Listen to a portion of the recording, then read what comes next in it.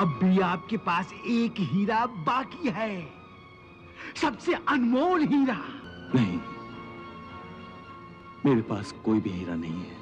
है सम्राट, है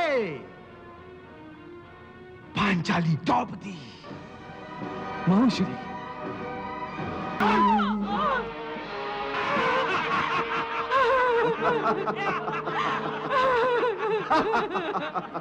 आओ द्रौपदी, आओ, आकर हमारी गोद में बैठ जाओ। दुर्योधन! तूने एक स्त्री का ही नहीं, मेरी पत्नी का भी अपमान किया है। मैं इस भरी सभा में प्रतिज्ञा करता हूं कि जिस जांग पर तूने मेरी पत्नी को बैठने का आदेश दिया है, ईश्वर की सौगंध, मैं उस जांग को अपनी गदा से तोड़कर रख दूंगा। और दुशासन, तुम भी मेरी दूसरी प्रतिज्ञा सुन लो। जिन हाथों से तुमने द्रौपदी के बालों को छुआ है, उन हाथों को मैं तुम्हारे शरीर से अलग कर दूंगा और तुम्हारे रक्त से मैं द्रौपदी के बाल धोऊंगा।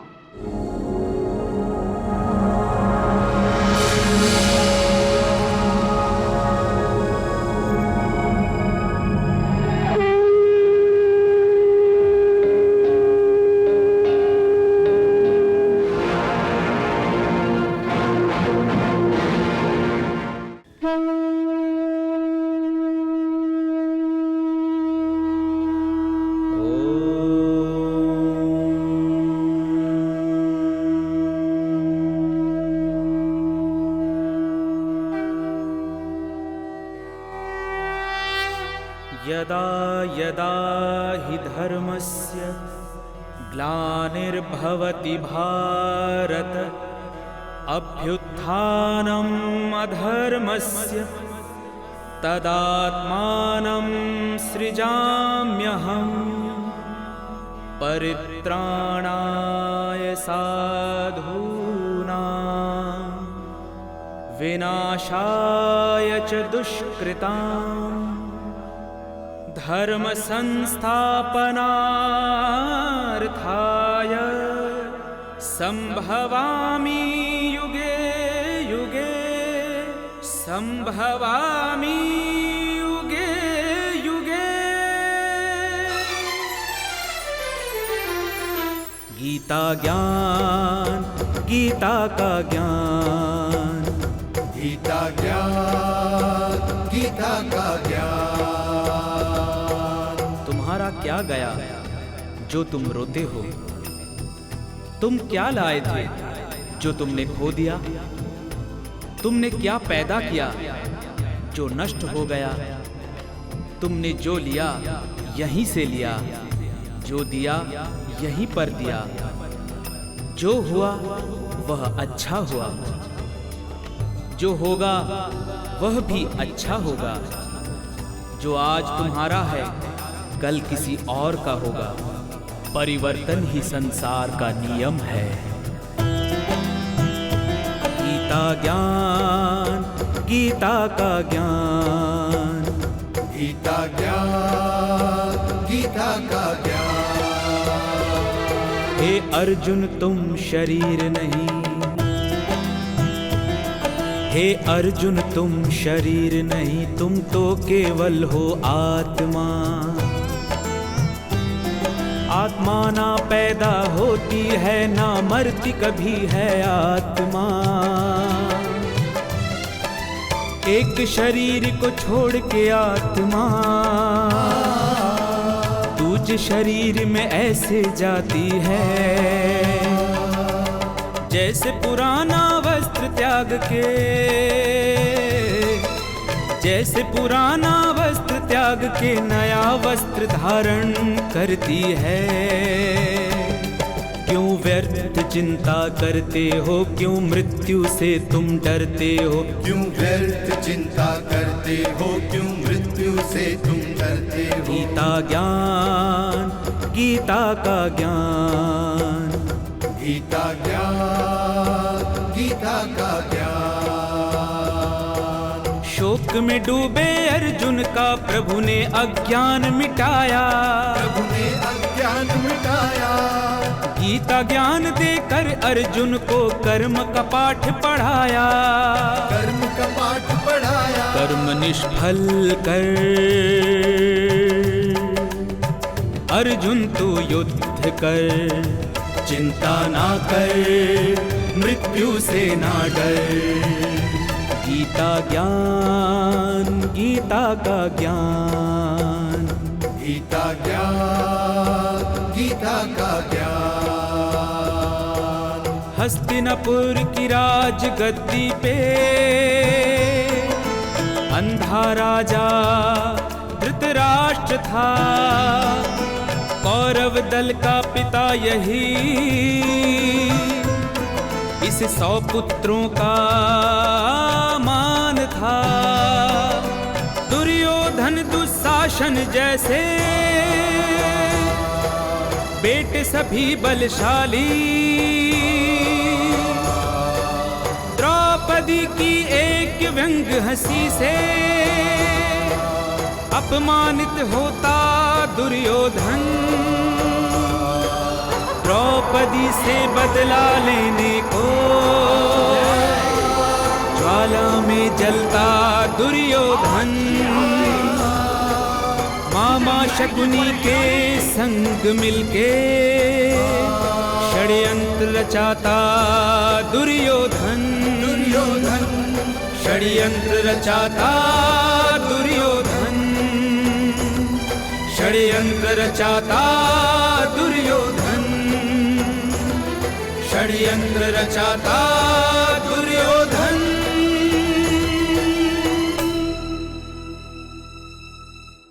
जुआ वो तलवार है जिसके कभी न खाली बार गए हैं। पढ़कर इसके व्यसन में ज्ञानी बुद्धि भी अपनी हार गए हैं। 8 मामा श्री 8 अवश्य मिलेंगे भांजो, अवश्य मिलेंगे। 8 8 8 8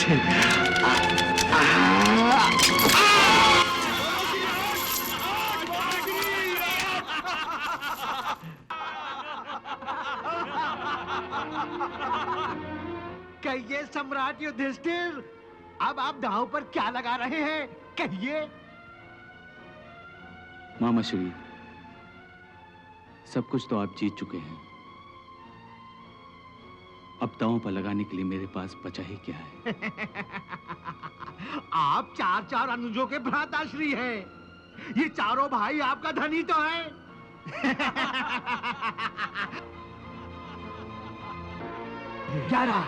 11 मामा श्री 11।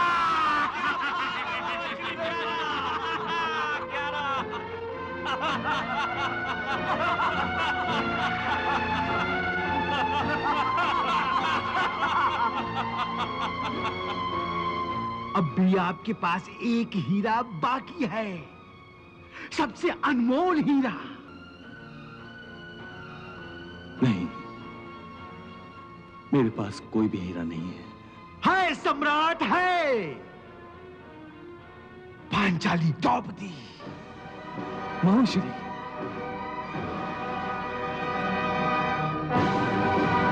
हाँ द्रौपदी। खेलिए सम्राट युधिष्ठिर अपना अंतिम दांव, आज या पार।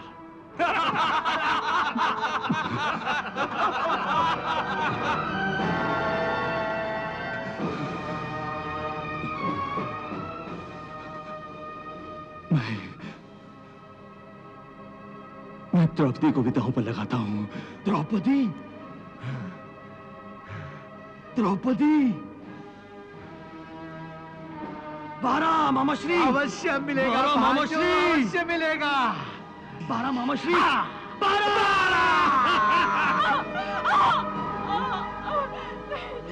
केश पकड़ कर पांचाली के दुशासन ले चला ऐसे,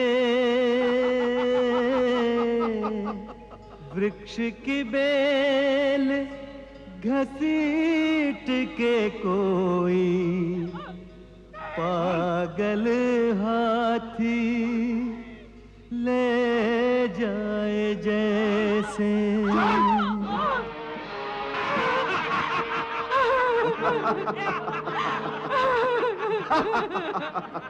दुशासन, जो आज्ञा भ्राताश्री। हट! हट!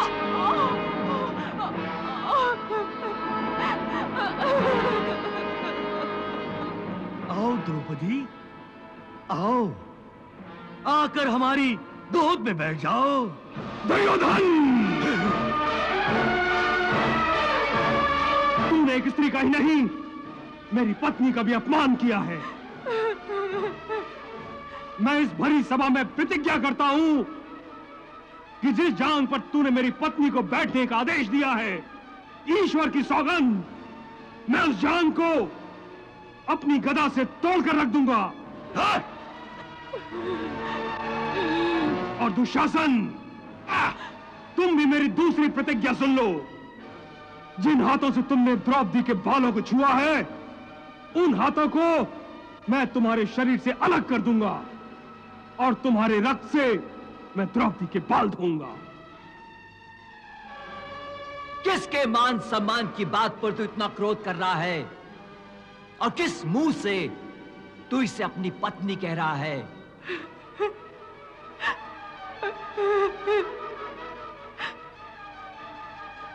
ये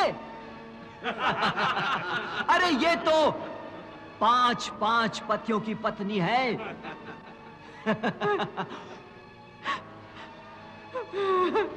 5 की जगह अगर 6 हो जाए तो कौन सा आसमान टूट पड़ेगा?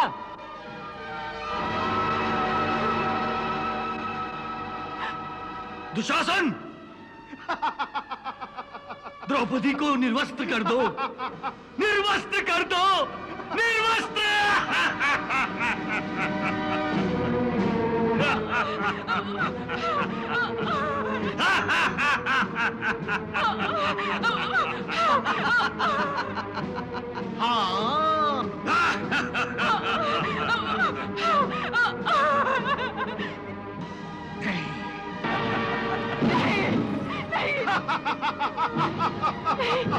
द्रौपदी के लुटने की लीला देख रहे निर्मम हो सारे, जिन पर था अभिमान वो बैठे दास बने निज से बस हारे। आस लुटी विश्वास लुटा रे, टूटे सब आधार सहारे। चारों ओर से हार गई तब अंत में आई प्रभु के द्वारे। मेरी लाज लूटी तो होगी हंसी, मेरी लाज लूटी तो होगी हंसी, जगत में तिहारी पद राखियो, अब मेरी पद राखियो, कृष्ण चक्रधारी। अब प्राण दो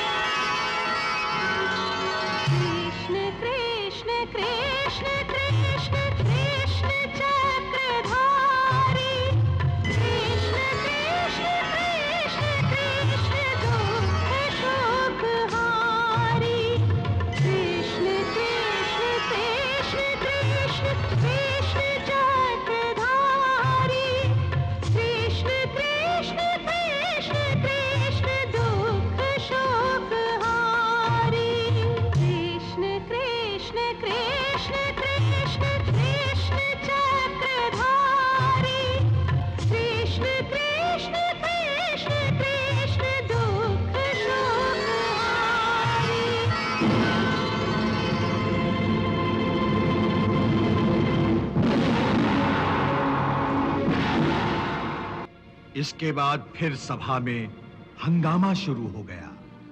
हर आदमी अपनी अपनी बोली बोल रहा था। कोई पांडवों के हक में चीख रहा था तो कोई कौरवों के हक में चिल्ला रहा था। आखिर एक फैसला हुआ कि पांडव 12 वर्षों के लिए वनवास और 1 वर्ष के लिए अज्ञातवास में जाएंगे। शर्त यह भी थी कि यदि अज्ञातवास में धर लिए गए तो उन्हें फिर 12 वर्षों के वनवास और 1 वर्ष के अज्ञातवास के लिए जाना होगा। यहां तक कि पांडव अपने ज्येष्ठ पिताश्री की आज्ञा अनुसार अपने राजसी वस्त्र त्याग कर वनवास जाने के लिए तैयार हो गए।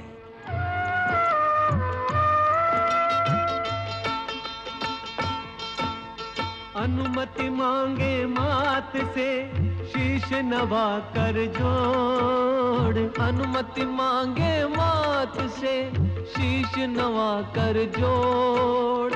भारी मन से जा रहे मातृभूमि को छोड़। राजा दास बने अनुजों संग राजा दास बने।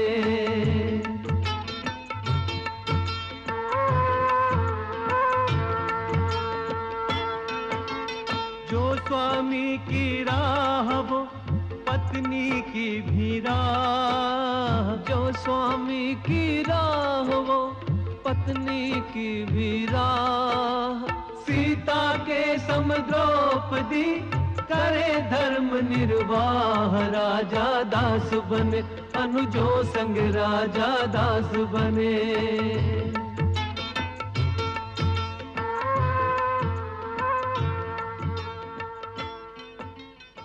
मामा श्री, मुझे इस बात का पूरा विश्वास है कि द्यूत से पहले आपने जादू मंत्र से पासों को अपने वश में कर लिया था।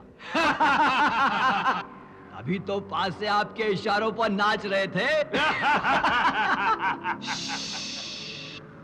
तनिक धीरे बोलो अंगराज कर्ण, धीरे। सुना नहीं आपने? दीवारों के भी कान होते हैं। यदि शकुनी मामा के षड्यंत्र का किसी को पता चल गया तो अनर्थ हो जाएगा, अनर्थ। अब कोई अनर्थ नहीं होगा मामा श्री, ना। अब हमारा कोई कुछ नहीं बिगाड़ सकता। अब हम राजा हो गए हैं, राजा। पांडव जंगल में पहुंचकर निराश हो गए थे। श्री कृष्ण ने उनकी हिम्मत बढ़ाई और उन्हें कौरवों की कुटिल चाल समझाई, जो यही चाहते थे कि पांडव निराश और बलहीन हो जाएं। कौरवों की इस चाल को विफल करने के लिए श्री कृष्ण ने पांडवों को बताया कि 13 वर्षों का वनवास असल में तुम्हारे लिए विधि का वरदान है। इसलिए विधि के इस वरदान का लाभ उठाकर पांडवों को अपनी शक्ति, अपना बल बढ़ाना चाहिए।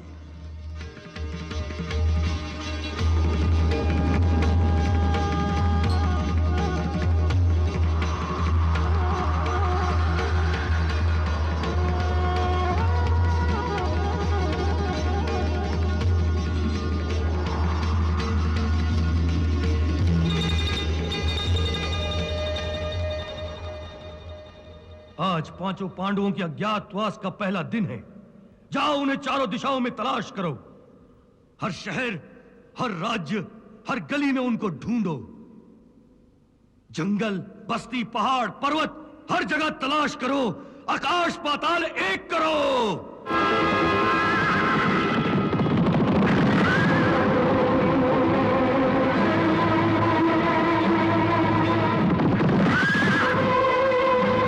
नहीं मिल रहे।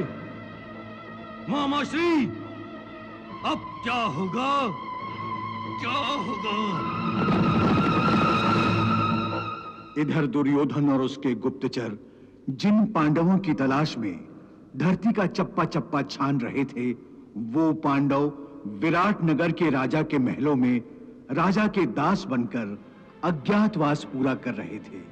सम्राट युधिष्ठिर कंकभट्ट के नाम से राजा के मुसाहिब बनकर चौसर खेलकर उनका मनोरंजन करते थे।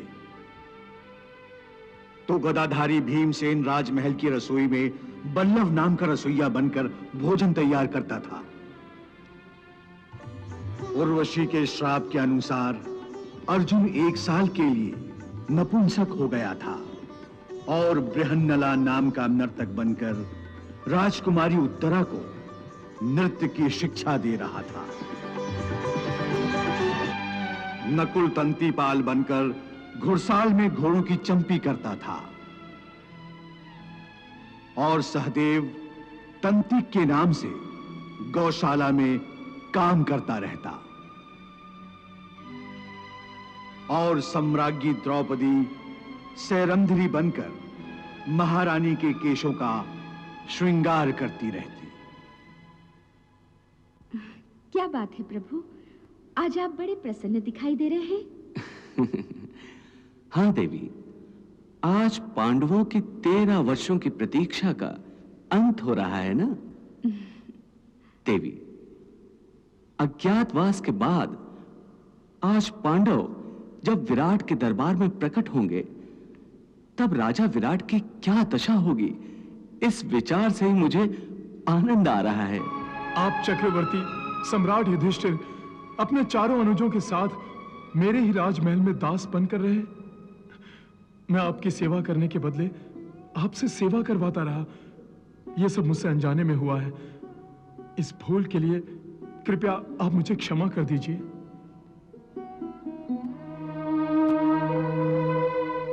नहीं नहीं महाराज, नहीं, ये आप क्या कर रहे हैं?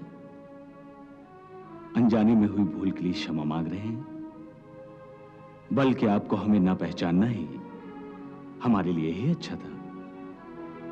यदि पहचान जाते तो हमारे लिए छुपना बहुत कठिन हो जाता और हम अज्ञातवास में धर लिए जाते। 13 वर्ष पहले जुए में सब कुछ हार कर वो निर्धन बन गए थे, परंतु अज्ञातवास के बाद अब हमें उन्हें उनका राजपाट लौटाना होगा। नहीं माताश्री, हस्तिनापुर के फिर से टुकड़े करके मैं पांडवों को इंद्रप्रस्थ नहीं लौटाऊंगा, नहीं लौटाऊंगा। यदि पांडवों ने हमसे उलझने की कोशिश की तो युद्ध अवश्य होगा, अवश्य होगा। यदि दुर्योधन की तलवार युद्ध के लिए उत्सुक है तो मेरी तलवार भी उससे युद्ध करने के लिए तड़प रही है। कौरवों ने भरी सभा में मेरी पुत्री द्रौपदी के साथ जो अपमान किया है उसका प्रतिशोध लेने के लिए पांचाल राज्य की हर तलवार 13 वर्षों से सोई नहीं है। द्रौपदी मेरी बहन है और मेरी बहन की लात पर हाथ डालकर कौरवों ने मुझे ललकारा है। अपनी बहन की राखी की सौगंध है, जब तक मैं धृष्टद्युम्न कौरवों के निर्लज्ज हाथों को काट नहीं फेंकूंगा तब तक द्रौपदी के अपमान का बदला पूरा नहीं होगा। मैं भी अपनी दोनों प्रतिज्ञाएं पूरी करने के लिए युद्ध की प्रतीक्षा कर रहा हूं। भ्राताश्री, आप युद्ध की आज्ञा दीजिए। ये समय तो राजकुमारी उत्तरा और अभिमन्यु के विवाह का है। सम्राट युधिष्ठिर, विवाह टल भी सकता है परंतु युद्ध नहीं। विवाह को टालने की आवश्यकता नहीं है। यदि हमें टालना ही है तो युद्ध को टालने का प्रयास करना चाहिए, क्योंकि जब तक युद्ध अनिवार्य न हो उससे बचना ही उचित है। यदि आप सब चाहें तो युद्ध से बचने के लिए मेरे पास एक उपाय है। वो क्या उपाय है मधुसूदन? शांति का प्रयास। हे जनार्दन, तुम तो सब जानते हो,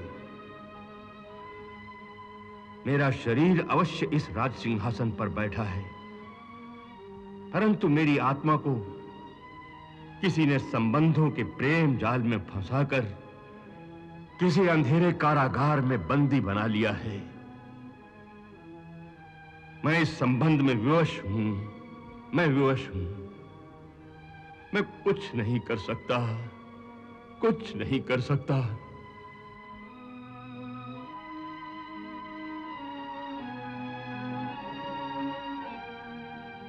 महाराज धृतराष्ट्र, आप अपनी विवशता का दुखड़ा रोककर अपने कर्तव्य से मुंह नहीं मोड़ सकते, उससे भाग नहीं सकते। आप राजा हैं, राजा, और राजा किसी के अधीन नहीं होता और ना ही किसी का बंदी होता है, बल्कि वो उनको बंदी बनाता है जो दूसरों के अधिकारों को हड़पना चाहते हैं। भांजे, श्री कृष्ण तो अब शांति की भाषा की जगह युद्ध की भाषा बोल रहे हैं। ये दूत की मर्यादाओं का उल्लंघन है। ये जीजा श्री को हमारे विरुद्ध भड़काकर हमें बंदी बनवाना चाहते हैं। हाँ, अरे ये क्या मुझे बंदी बनाएगा?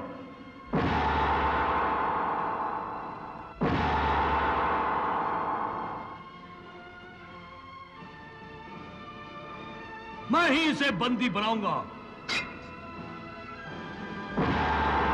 कर्ण, बंदी बना लो इस पक्षपाती दूत को।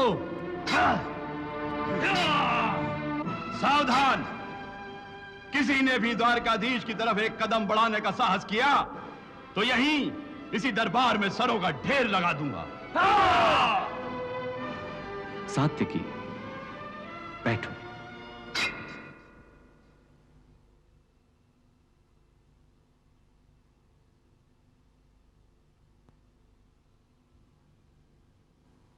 आओ आओ दुर्योधन, आओ कर्ण, मुझे बंदी बना लो।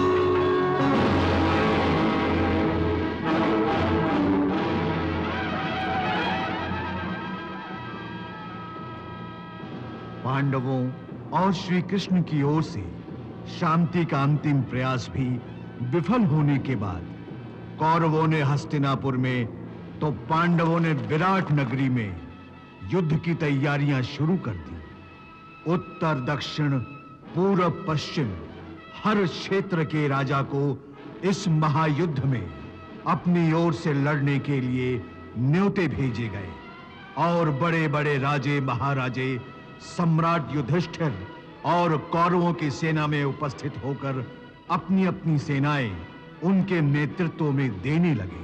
और दूसरी तरफ पांडवों की सेवा में भी बड़े-बड़े राजे महाराजे सम्राट युधिष्ठिर को अपनी-अपनी सेनाएं उनके नेतृत्व में देने लगे। इधर कौरवों ने भीष्म पितामह को अपना सेनापति बनाया। भीष्म पितामह, जिनकी शक्ति उनकी वो प्रतिज्ञा थी जो उन्होंने हस्तिनापुर की सुरक्षा के लिए ली थी। दूसरी ओर पांडवों ने श्री कृष्ण की आज्ञा अनुसार द्रौपदी के भाई धृष्टद्युम्न को पांडवों का सेनापति नियुक्त किया। जब युद्ध अनिवार्य हो गया तो दोनों ओर के सेनापतियों ने अपनी अपनी सेना को कुरुक्षेत्र की युद्ध भूमि की ओर बढ़ने का आदेश दिया।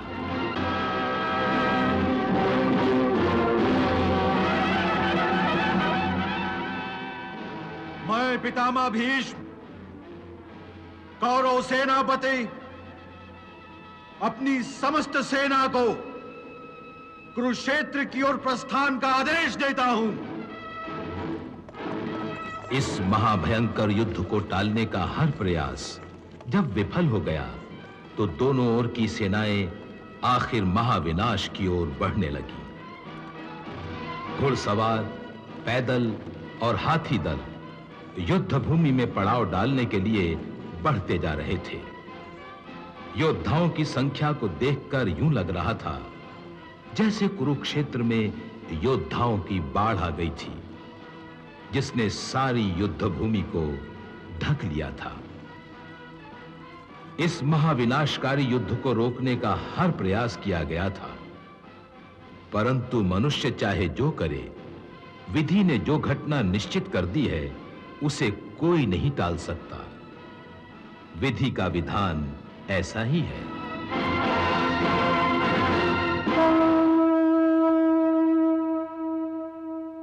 मुझे क्या पता था कि अपनी प्रतिज्ञा का धर्म निभाते हुए अधर्म का साथ देकर मुझे धर्म के विरुद्ध लड़ना होगा।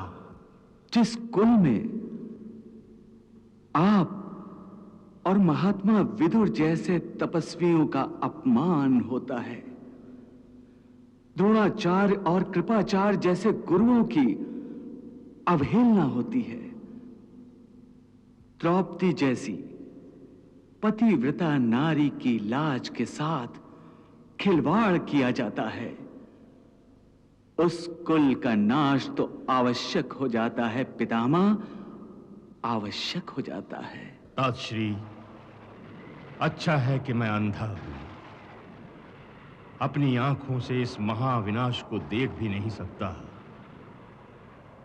और देखने का मनोबल भी मुझ में नहीं है। तो फिर तुमने इस महायुद्ध, इस महाविनाश को रोका क्यों नहीं? हे तात, आप तो परम ज्ञानी हैं और मैं एक साधारण सा मनुष्य। मैं नहीं चाहता कि मेरे हाथों कोई अधर्म घड़े, परंतु मेरे पुत्र अब मेरे अधीन नहीं रहे। मैं प्रारब्ध को कैसे बदल सकता हूं? मैं इस युद्ध को नहीं रोक सकता। मुझे क्षमा कीजिए, मुझे क्षमा कीजिए। मैं तुम्हें शायद क्षमा कर भी दूं धृतराष्ट्र, परंतु कुरुक्षेत्र में जो कुछ घटने वाला है उसके लिए इतिहास तुम्हें युगों युगों तक क्षमा नहीं करेगा धृतराष्ट्र।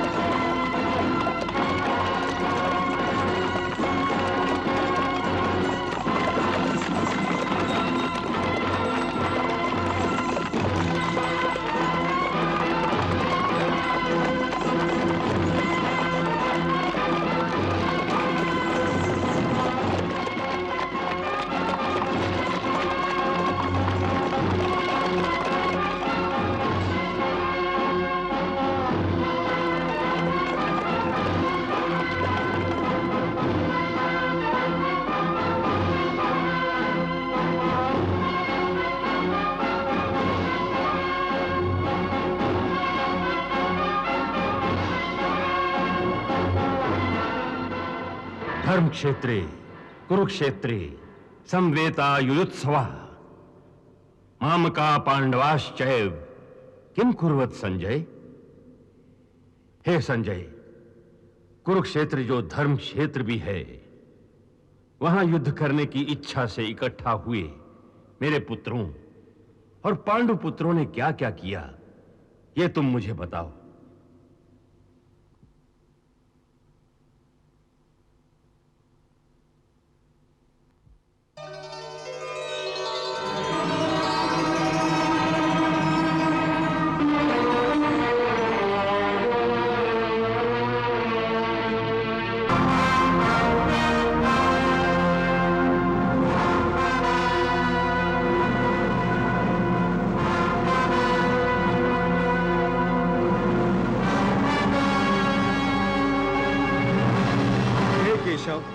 मैं कौरवों की सेना का अवलोकन करना चाहता हूं। मेरा रथ दोनों सेनाओं के मध्य में ले चलो।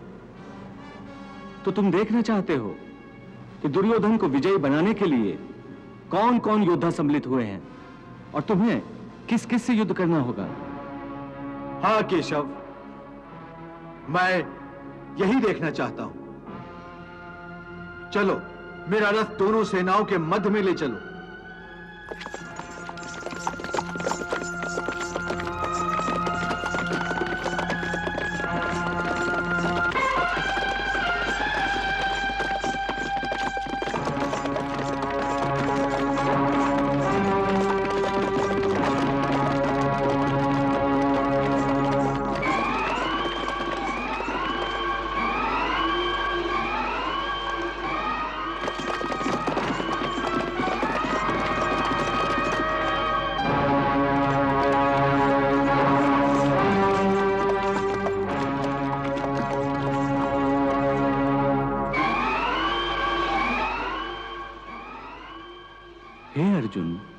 तुम्हारी इच्छा के अनुसार मैं तुम्हारा यह रथ दोनों सेनाओं के मध्य में ले आया हूं।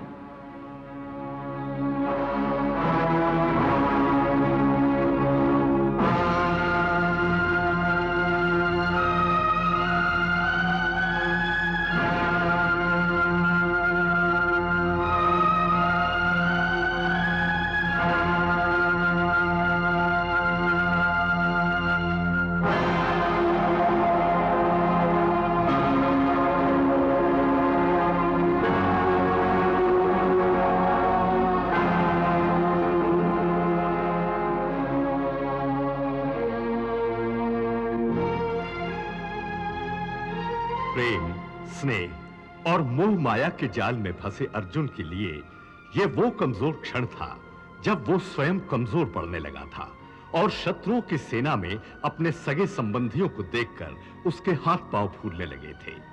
उसका आत्मविश्वास डगमगाने लगा था।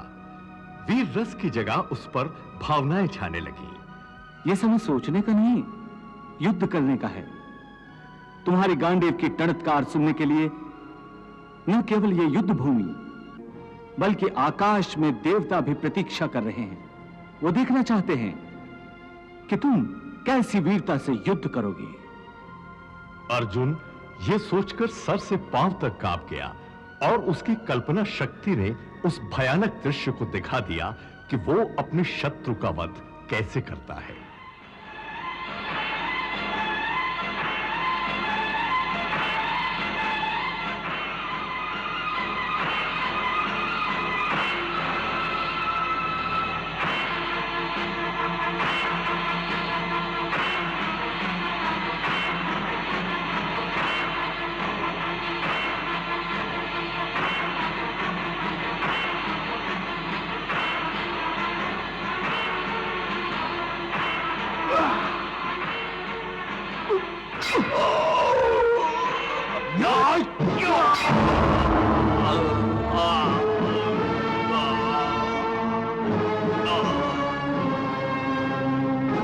अर्जुन,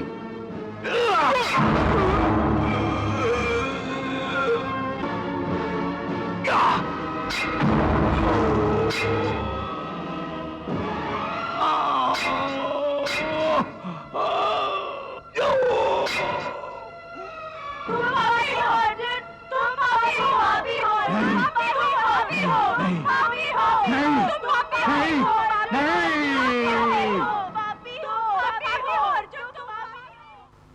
नहीं कृष्णा, नहीं।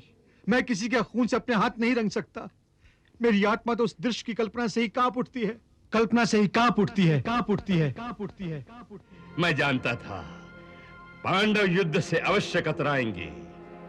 अपने कुल का संहार टालने के लिए युद्ध को भी अवश्य टालेंगे। मेरा अनुमान सही निकला संजय। अब युद्ध नहीं होगा, अब युद्ध नहीं होगा। कृष्णा, मैं अपने ही सगे संबंधियों का खून कैसे बहा सकता हूं, कैसे बहा सकता हूं? गुरुदेव तो एक शिष्य के लिए पिता और भगवान के समान होता है, तो फिर मैं उसका अनादर कैसे कर सकता हूं? जिस गुरुदेव ने मुझे धनुर्विद्या दी, तीर चलाना सिखाया, उन्हीं की दी हुई धनुर्विद्या का दुरुपयोग करते हुए मैं उसी आदरणीय शरीर पर तीरों की वर्षा करूं, उन्हीं के सीने को छलनी करूं? मैं इतना ओछा गिरा हुआ मनुष्य नहीं, इतना ओछा गिरा हुआ मनुष्य नहीं हूं।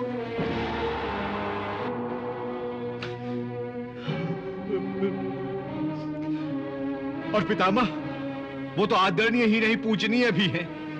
इतने पूजनीय कि जिनके आगे मैं नजर नहीं उठा सकता हूं, उनके विरुद्ध हथियार कैसे उठा सकता हूं?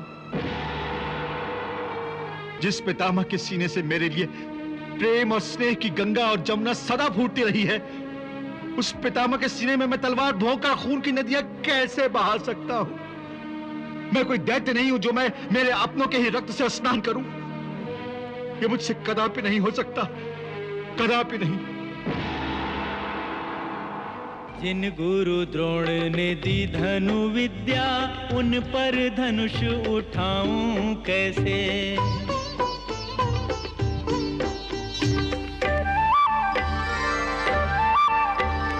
पूजन योग्य जो भीष्म पितामह, उन पर बाण चलाऊं कैसे?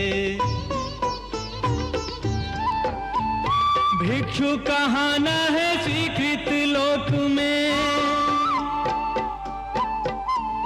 भिक्षु कहाना है स्वीकृत लोक में, गुरुजन भक्षी कहाऊं कैसे? भिक्षु कहाना है स्वीकृत लोक में, गुरुजन भक्षी कहाऊं कैसे? रुधिर सने भोगों के लिए अपनों का रुधिर बहाऊं कैसे? रुधिर सने भोगों के लिए अपनों का रुधिर बहाऊं कैसे? तुम युद्ध भूमि के बीच खड़े होकर जो भाषा बोल रहे हो, वो किसी योद्धा की भाषा नहीं। आज जिन्हें अपना कहते कहते तुम्हारी जिह्वा थकी नहीं, जिनके लिए तुम्हारे मन में प्रेम, स्नेह और आदर की गंगा बह रही है, याद रखो, ये वही लोग हैं जो 13 वर्षों पहले द्यूत सभा में तुम्हारी पत्नी द्रौपदी के निवृत्त होने का तमाशा चुपचाप देखते रहे थे। मेरी लाज को लूटने वाले इन अधर्मियों के साथ न जाने कौन सा धर्म निभा रहे हैं। क्या अपना मुंह सील कर बैठ गए हैं ये? परंतु बाकी सभासदों को क्या हो गया है? पितामह आप बोलिए।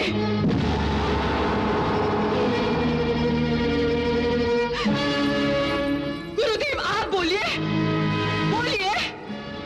आप सब जीवित लोग हैं या पाषाण की मूर्तियां? इस भरी सभा में गुरु, धर्म गुरु, ज्येष्ठ, कुल ज्येष्ठ, क्या इनमें से किसी एक के शरीर में भी जीवित आत्मा नहीं है जो इस अमानवीय अत्याचार के विरुद्ध 2 शब्द ही बोलते? धिक्कार है सभा पर, धिक्कार है, धिक्कार है सभा पर, धिक्कार है, धिक्कार है। किसी ने जिह्वा तक भी नहीं हिलाई थी। इनमें से किसी एक ने भी उसकी रक्षा के लिए उस समय हाथ नहीं उठाए थे, और वही हाथ आज तुम्हारी हत्या के लिए उठे हुए हैं। सबके हाथों में तुम्हारे और पांडवों के वध के लिए आज तीर और तलवारें तड़प रही हैं।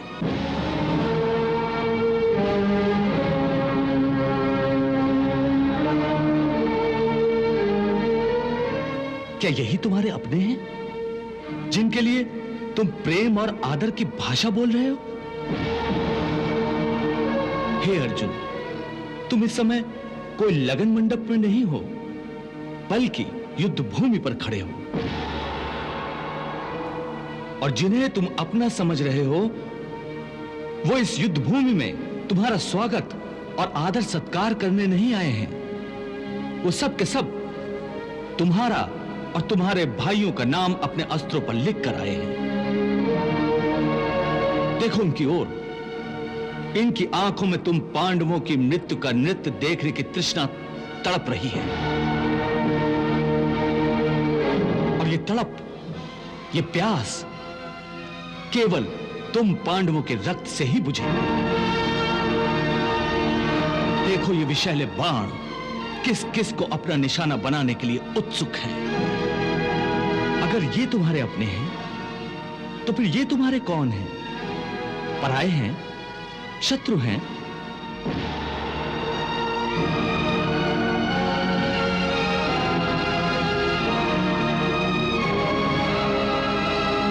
जिन्हें तुम कौरवों के निर्दयी शस्त्रों के हवाले कर देना चाहते हो?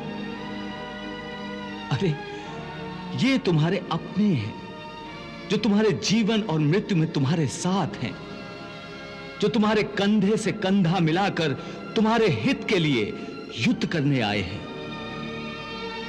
हे अर्जुन, इस समय ये सब तुम्हारी गांडीव की टड़कार सुनने के लिए उत्सुक है।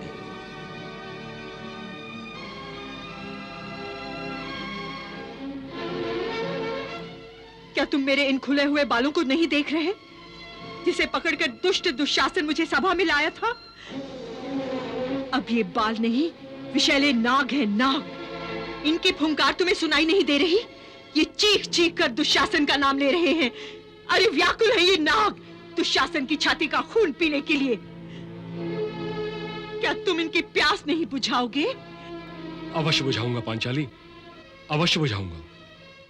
तुम्हारे ये बाल जो मुझे नाग बनकर हमेशा डसते रहते हैं, मुझे मेरी प्रतिज्ञा याद दिलाते रहते हैं, जो मैंने द्यूत सभा में ली थी। हे पार्थ, इस युद्ध भूमि की मध्य रेखा पर खड़े होकर तुम्हारी दृष्टि पर मोह का पर्दा पड़ गया है। अर्ध सत्य तो तुम देख रहे हो कि ये तुम्हारे अपने हैं, परंतु ये अर्ध सत्य तुम्हें नहीं दिखाई दे रहा है कि ये कौरवों जो तुम्हारे अपने हैं, वो इस युद्ध भूमि में तुम्हें अपने गले लगाने नहीं आए हैं, बल्कि तुम्हारे खून से होली खेलने आए हैं। देखो इनकी ओर, ये सब जिन्हें तुम अपना कह रहे हो, ये कौरवों एक बात निश्चित रूप से जानते हैं कि यदि उन्हें इस युद्ध में विजय प्राप्त करनी है, तो उस महापराक्रमी को अपने रास्ते से हटाना होगा, जिसका नाम अर्जुन है। पार्थ, तुम इन्हें अपना समझते हो, इसलिए तुम इन्हें मौत के घाट नहीं उतारना चाहते। परंतु यदि तुम इन्हें मौत के घाट नहीं उतारोगे, तो ये अवश्य ही तुम सबको मौत के घाट उतार देंगे। हे मधुसूदन, यदि वो मुझे मारना चाहते हैं तो मार दे, मुझे इसकी कोई चिंता नहीं। परंतु मैं अपनों को ही मारकर पाप कैसे कर सकता हूं? यदि वो लोग लोभ से भ्रष्ट चित्त होकर अपने ही कुल के नाश से होने वाले दोषों और पापों को नहीं देख सकते, तो क्या हुआ? परंतु हम तो इस युद्ध के फल स्वरूप होने वाले विनाश और विनाश से उत्पन्न दोषों को देख सकते हैं, उस पर विचार कर सकते हैं। हे केशव, तुम तो जानते हो कि कुल धर्म नाश होने से सनातन कुल धर्म का नाश हो जाता है, और धर्म के नाश हो जाने से संपूर्ण कुल में पाप उसी प्रकार फैल जाता है जैसे कोई प्राणघातक रोग मनुष्य के शरीर में फैल जाता है। और उस फैले हुए पाप के कारण उस कुल की स्त्रियां दूषित हो जाती हैं, और स्त्रियों के दूषित हो जाने से वर्ण संकर संतानें उत्पन्न होती हैं, और वर्ण संकर के पाप के कारण सारा कुल का कुल नरक का अधिकारी बन जाता है। इतना ही नहीं, उनके पितरों को भी अधोगति प्राप्त होती है। कुलक्षये प्रणश्यन्ति कुलक धर्मा सनातना धर्मे नष्टे कुलम कृतस्सनम अधर्मो अभिभवत्युत। अधर्मा अभिभवात् कृष्ण प्रदुष्यन्ति कुल स्त्रिय स्त्रीषु दुष्टासु वाषणे जायते वर्ण संकर। ये सब जानते हुए भी मैं युद्ध करूं, ये कैसे हो सकता है? मैं कुलघाती होने का पाप स्वयं अपने हाथों अपने माथे पर कैसे लिखूं?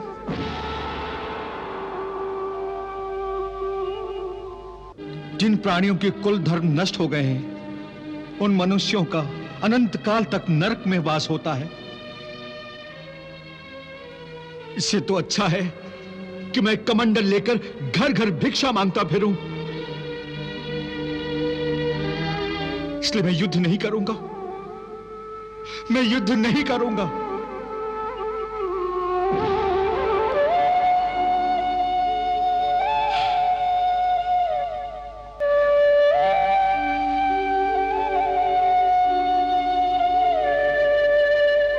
क्या अर्जुन ने अपना धनुष नीचे रख दिया?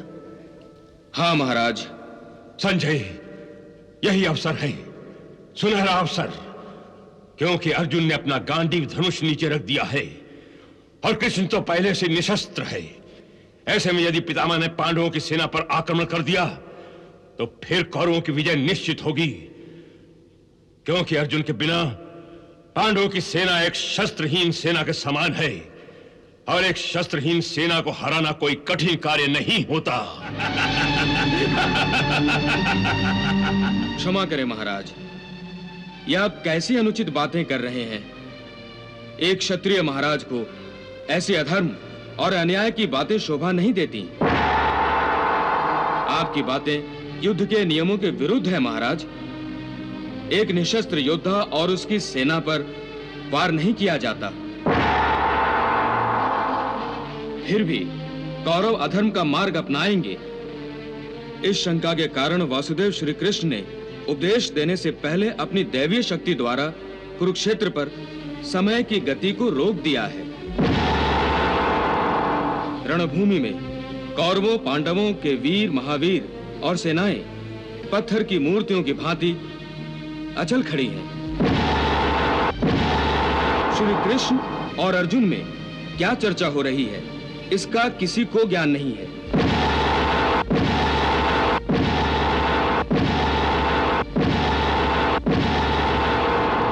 क्योंकि समय भी श्री कृष्ण के श्री मुंह से निकलने वाले हर शब्द को सुनने के लिए कुरुक्षेत्र में जैसे थम गया है। वाह अर्जुन, कितने सुंदर विचार हैं। मैं युद्ध नहीं करूंगा, मैं भिक्षा मांग लूंगा। हे अर्जुन, यह बात कोई वीर नहीं, केवल एक कायर कर सकता है। क्या तुम अपनी कायरता का प्रदर्शन करने के लिए इस युद्ध भूमि पर आए थे? क्या इसीलिए तुमने भगवान शिव से पाशुपतास्त्र ग्रहण किया था?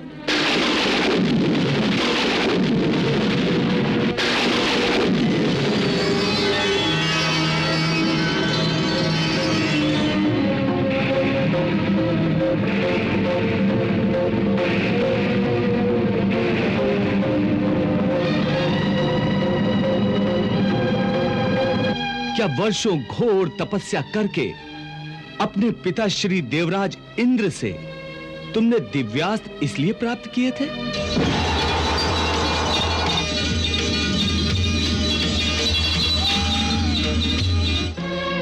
क्या तुम्हें अपनी माता कुंती का अंतिम संदेश याद नहीं कि जब भी मेरे सम्मुख आओ तो विजयी बनकर आओ और अपने माथे पर कौरवों के रक्त से विजय तिलक लगा कर आओ।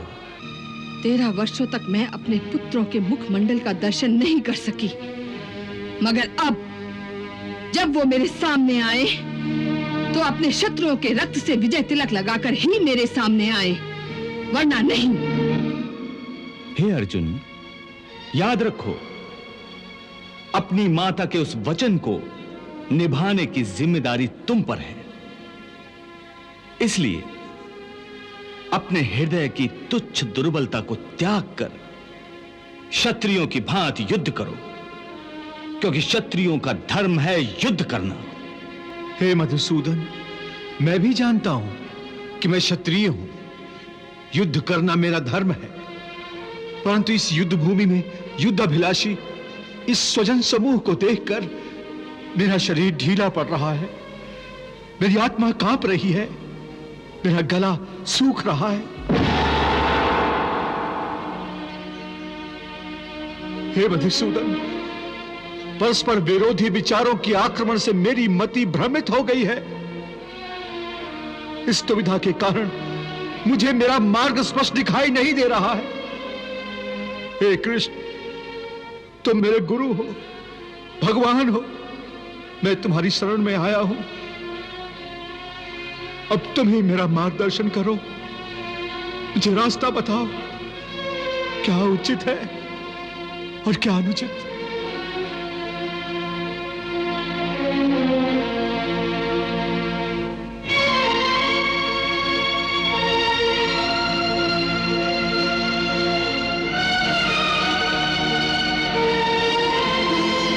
करुण अश्रुपूरित नयन, व्याकुल विचलित जान, संबोधित कर पार्थ को यूं बोले भगवान, बोले श्री भगवान। अशोच्यानन्व शोचस्त्वं प्रज्ञावादांश भाष से गतासूंश्च नानुशोच्यन्ति पंडिताः। शोक के योग्य नहीं उनमें कोई, जिनके शोक में तू अकुलाए।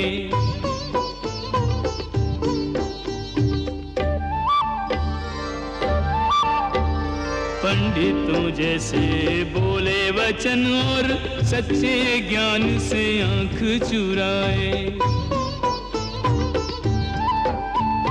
देह के दीप में प्राणों की ज्योति,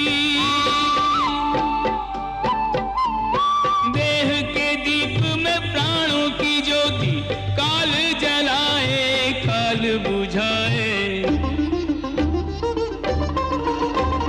देह के दीप में प्राणों की ज्योति, काल जलाए काल बुझाए।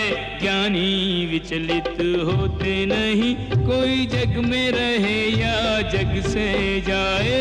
ज्ञानी विचलित होते नहीं, कोई जग में रहे या जग से जाए। जो ही देने को चले प्रभु अर्जुन को ज्ञान, कुरुक्षेत्र पर हो गया केंद्रित सबका ध्यान, केंद्रित सबका ध्यान। ब्रह्मा जागे नारद चौंके, त्रिभुवन में कौतूहल जागा।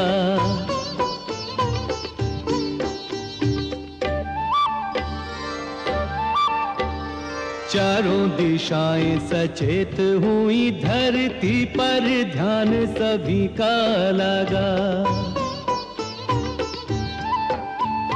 गीता के महाज्ञान श्रवण को,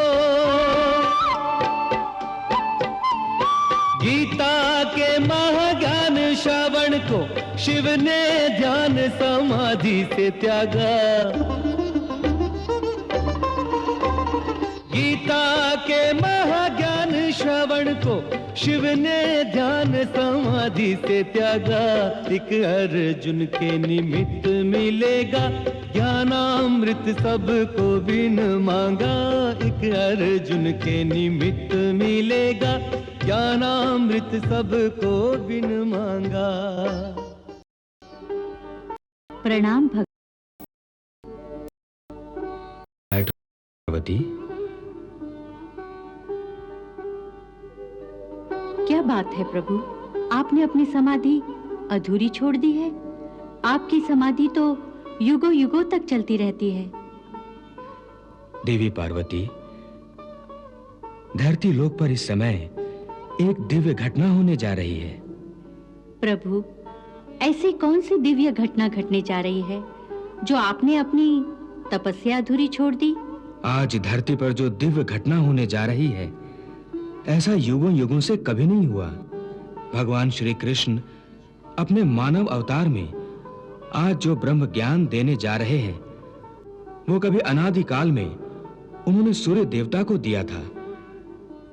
उस ज्ञान को स्वयं उन्हीं के श्रीमुख से फिर सुनने का अवसर मैं खो नहीं सकता। मैं तो क्या, समस्त देवी देवता इस समय सावधान हो गए हैं। आकाश से पाताल तक सृष्टि जैसे थम गई है, जैसे काल की गति भी रुक गई है। और महाकाल स्वयं भगवान की वाणी सुनने के लिए कुरुक्षेत्र में रुक गए हैं। और वो देखो, ब्रह्मज्ञानी ब्रह्मा जी भी अपने ज्ञान धन को बढ़ाने के लिए कैसे उत्सुकता से भगवान श्री कृष्ण की अमृत वाणी को सुन रहे हैं। और वो देखो, देवर्षि नारद मुनि भी उस अमृत वाणी के रस में ऐसे खो गए हैं कि इस समय नारायण नारायण का जाप भी भुलाकर ज्ञान रत्नों को समेट रहे हैं।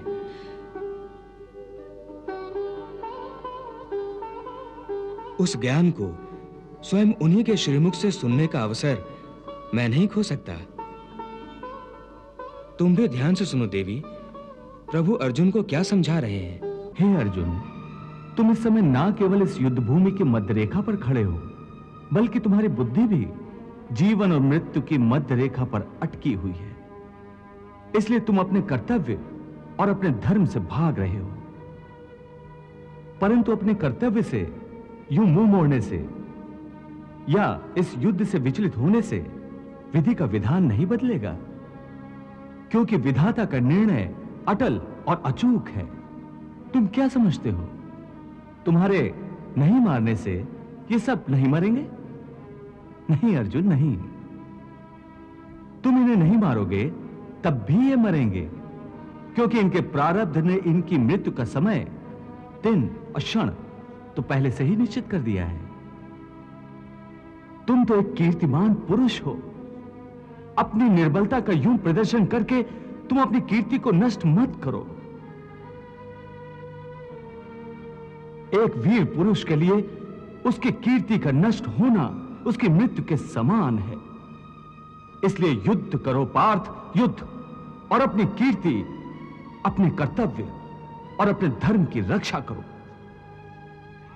अकीर्तिम चापि भूतानि कथयिष्यन्ति ते व्याम संभावितस्य चा कीर्तिर मरणात् अतिरिच्यते। हे पार्थ, मैं तुम्हें इसी अज्ञान के अंधकार से निकालना चाहता हूं।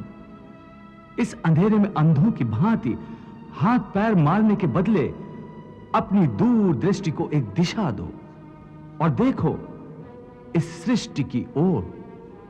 इस सृष्टि में जो जन्म लेता है वो निश्चित रूप से मृत्यु के अधीन हो जाता है।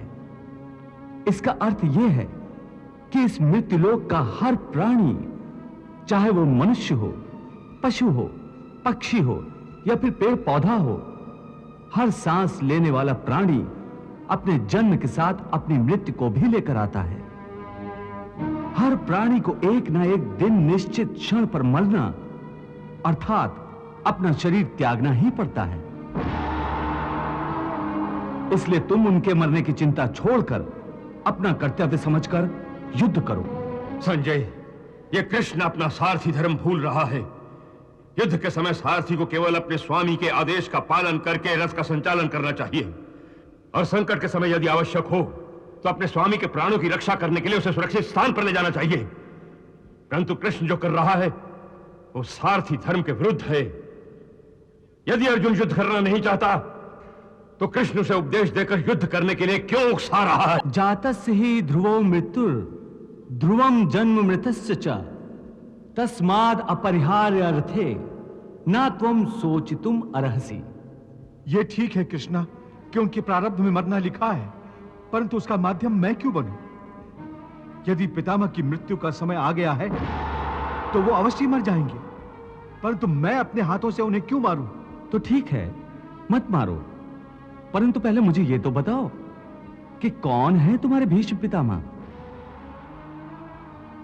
कहां है तुम्हारे भीष्म पितामह? ये क्या पूछ रहे हो कि भीष्म पितामह कहां है, कौन है? तुम्हें दिखाई नहीं देते क्या? वो सामने ही तो है खड़े भीष्म पितामह। वो जो रथ के ऊपर खड़ा है? हाँ, वही तो। पर वो जो रथ के ऊपर खड़ा दिखाई दे रहा है पार्थ, वो तो केवल भीष्म पितामह का शरीर है। मैं पूछता हूं असली भीष्म पितामह कौन है, कहां है? हे कृष्णा, तुम्हारी बात मेरी समझ में नहीं आ रही है। वो जो दिख रहा है वो भीष्म पितामह नहीं है, केवल शरीर है। इसका अर्थ है कि भीष्म पितामह कोई और है। अवश्य, यही तुम्हें समझा रहा हूं मैं। देखो ध्यान से, देखो उस शरीर में जो प्रकाश है जिसे आत्मा कहते हैं,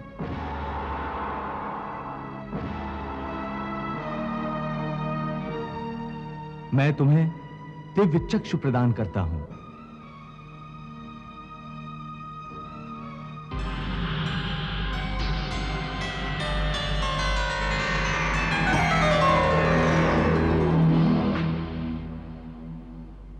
इन दिव्य चक्षुओं से देखो उस आत्मा को।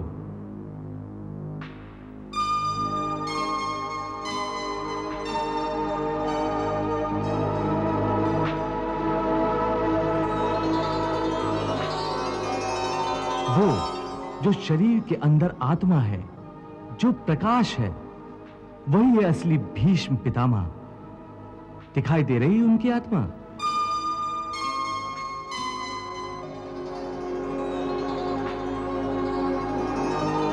हाँ केशव, एक प्रकाश रूपी आत्मा दिखाई दे रही है। बहुत अच्छा। अब देखो, यदि मैं अपने सुदर्शन चक्र से भीष्म पितामह का शरीर काट दूं, तो केवल उनका शरीर मरेगा, परंतु उनकी आत्मा का प्रकाश नहीं बुझेगा।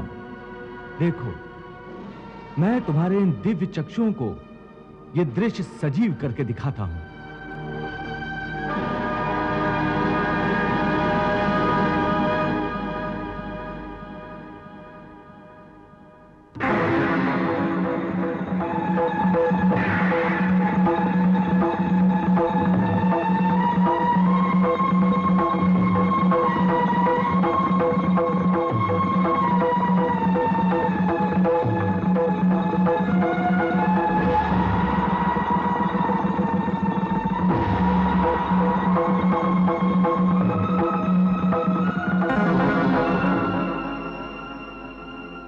देख लिया अर्जुन, मेरे सुदर्शन से केवल उस शरीर का नाश हुआ है, उसकी आत्मा का दिया अब भी उसी प्रकार जल रहा है। हे कौन्ते, इस परम सत्य को अच्छी तरह समझ लो कि विश्व में केवल शरीर नाशवान है, किंतु आत्मा अविनाशी है। शरीर के मरने पर आत्मा नहीं मरती। आत्मा न कभी जन्म लेती है और न कभी मरती है। वो अजन्मा, नित्य, सनातन और पुरातन है, जो शरीर को मारने पर भी नहीं मारी जाती। न हन्यते हन्यमाने शरीरे। गीता ज्ञान, गीता का ज्ञान, गीता ज्ञान, गीता का